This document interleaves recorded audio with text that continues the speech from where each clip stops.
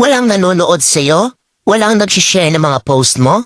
Konti lang ang viewers mo sa tuwing nagda-live ka? Hindi ka sinusuportahan ng mga kamag-anak mo?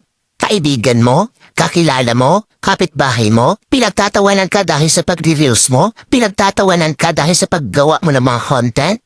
Ito ang tatandaan mo. Huwag kang huminto. Huwag kang susuko. Huwag kang papaapekto sa sasabihin ng ibang tao tungkol sa'yo.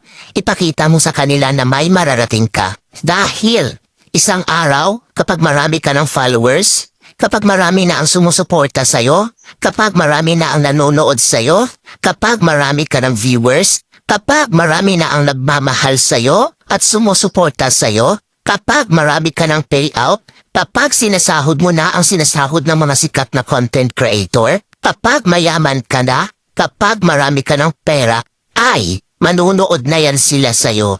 Sila na ang kusang lalapit